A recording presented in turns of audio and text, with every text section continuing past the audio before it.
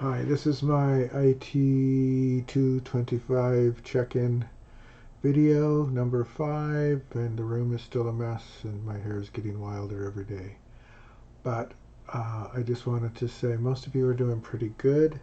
A lot of you are working on classes and class relationships. Those are probably the hardest assignments in the course. I have been trying to give detailed discussions of them when I turn them in. Even if I give you all the points, you may have a fairly long description of things that could be improved about the classes. So just a reminder, these are hard.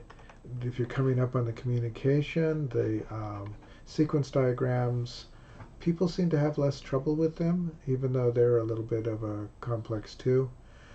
They follow pretty closely onto the class relationships because they're about how the classes talk to each other. So we will, and there is a Google Slides on this where you can look and see a bit about what it is. I don't know if you do the slides. You should do them as well as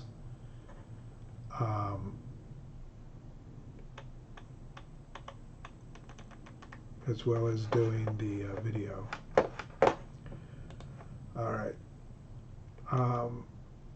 I've looked at the video for coding and it's pretty good, so I'm going to leave that video intact, but I may redo the video on testing before you get there.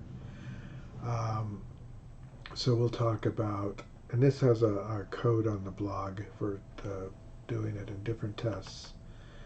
Alright, if you haven't done the midterm, you should do that. And then the other thing I want to talk about with you guys is the presentation. You can turn this in any time.